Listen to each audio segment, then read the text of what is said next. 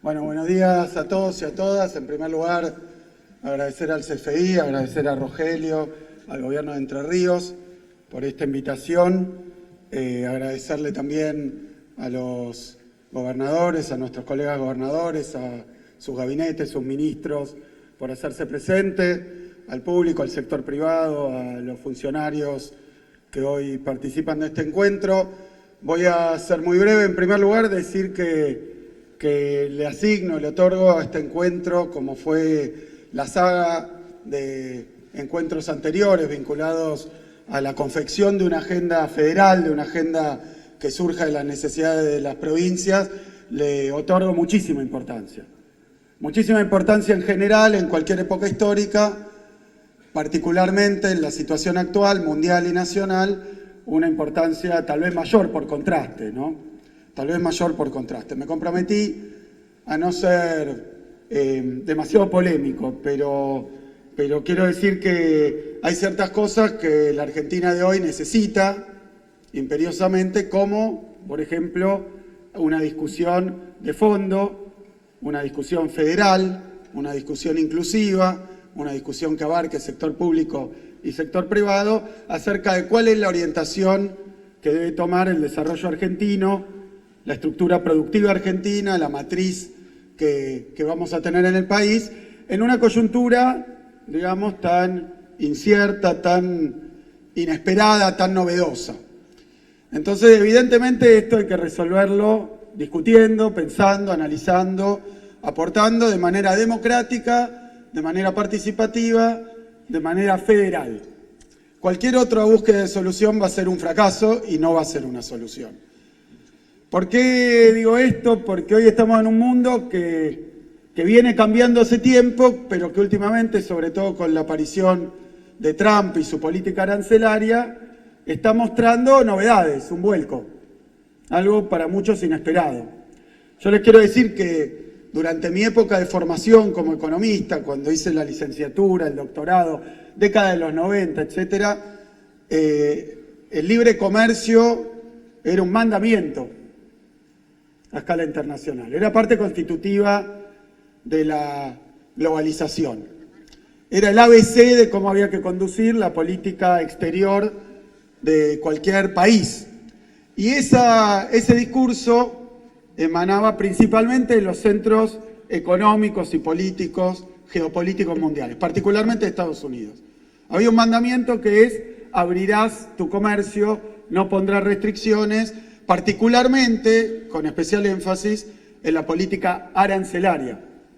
Poner aranceles era mala palabra, era una herejía. Y lo fue durante muchísimo tiempo. Eso pregonado por los organismos multilaterales de crédito, por el pensamiento económico dominante que se enseñaba y aún enseña en las universidades. Los aranceles están mal, las guerras comerciales están mal, el proteccionismo es un espanto, es artificial y es un desastre. Así se conduce el mundo, si tenemos que decirlo de una manera sintética y simplificada, desde el final de la Segunda Guerra Mundial. Es más, las instituciones de Bretton Woods, es decir, el orden económico mundial, surge en buena medida para evitar las guerras de moneda, las guerras comerciales, las guerras competitivas entre países a las que se le atribuía ser la causa última y el origen de la guerra mundial, particularmente de la segunda. Entonces era nunca más proteccionismo, nunca más aranceles. Bueno, ese mandato, debemos decir que durante todo ese tiempo, ese largo periodo, si bien era el pensamiento convencional, fue incumplido. Era un mandato, era una instrucción, pero fue incumplido, particularmente por los países centrales. Los países centrales tenían políticas proteccionistas, Europa tenía políticas proteccionistas, Estados Unidos, acá hay anécdotas que alguno recordará con los limones, o con la carne, o con diferentes elementos, la manteca, los lácteos, que eran muy difíciles de colocar en mercados de países centrales. Pero la forma en la que esto se hacía era a través de métodos subrepticios, maquillados, vergonzantes y, por decirlo así, pararancelarios. No se podía exportar porque se le encontraba determinado tipo de enfermedad o de peligro que tenía que ver no con una cuestión restrictiva de cuidar el comercio, proteger lo propio, sino con alguna otra cuestión. Pero en el fondo había un proteccionismo latente. Lo que ocurrió últimamente es que esto salió del cofre. Se abrió una caja de Pandora con lo de Trump. Y Trump acaba de señalar que su principal política exterior es proteger la industria local a través de aranceles. Digo, todas herejías, todas malas palabras del vocabulario económico de las últimas décadas largas. Casi de un siglo de política económica internacional. O sea que estamos ante un cambio de paradigma, estamos ante un cambio histórico, pero que tiene un factor común en todos los países del globo. Me animo a decir en todos los países del globo. No quiero ser despectivo, menos uno, ¿no? Pero en todos los países del globo. No hay líder mundial, no hay presidente, no hay bloque de países que no tenga como objetivo, en la coyuntura actual, defender la producción nacional, defender el trabajo nacional. Los aranceles de Trump, algunos estarán más de acuerdo, menos de acuerdo con la decisión, con la política en general y con Trump en particular. Pero hay algo en lo que todos tenemos que estar de acuerdo. El objetivo, el discurso con el que establece una política que hasta hace poco estaba prohibida por el propio Estados Unidos, rompe todas las reglas del OMC, viola los principios, casi las buenas costumbres que estaban establecidas a nivel mundial. ¿Con qué objetivo? Defender la producción y el trabajo nacional.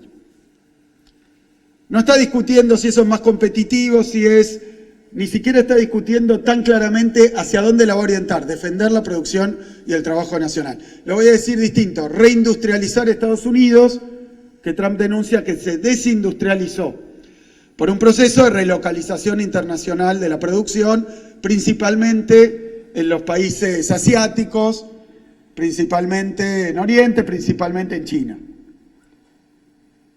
Pero hoy el clima que se respira a nivel internacional es defendamos lo nuestro.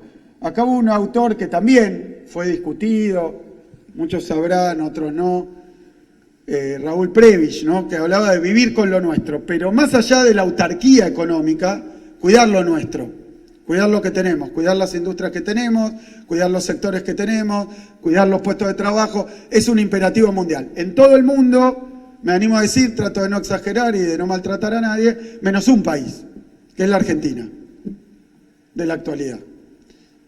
Donde eso no forma parte, cuidar los puestos de trabajo, cuidar las industrias existentes, mejorarlas por supuesto, mejorarle la competitividad, darle instrumentos de inversión, todo lo que uno quiera agregar que se va a hablar hoy aquí. Pero acá en la Argentina tenemos una política económica que está en las antípodas de esto. Pareciera que la producción nacional, el trabajo nacional, lo que hacemos en la Argentina, en la provincia de Buenos Aires, que es la principal provincia industrial y también agrícola la Argentina. O sea que, pero no hay unas políticas de cuidado de eso. No digo proteccionismo, como hay en otros países ya abiertamente, pero al revés.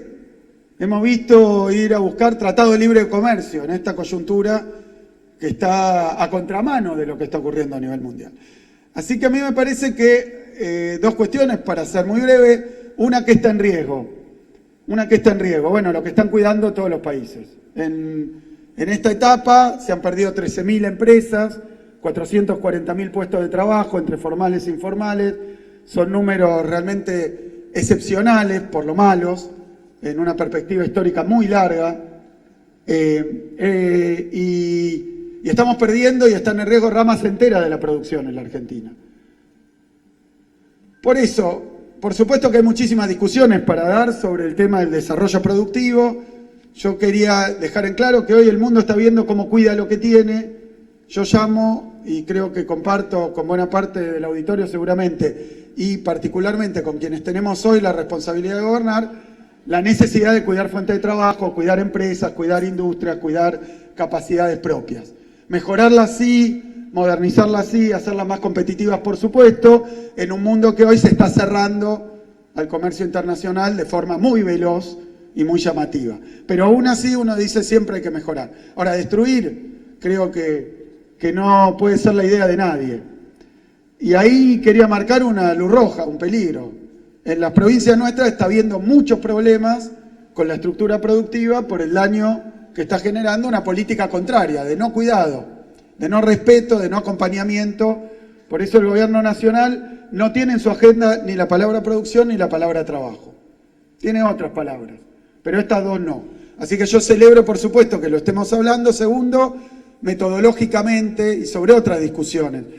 Decía Ignacio recién que debemos estar de acuerdo o hay consensos con determinadas cuestiones, hay acuerdos, hay consensos. Me parece que entre algunos sí y otros no, que no son universales.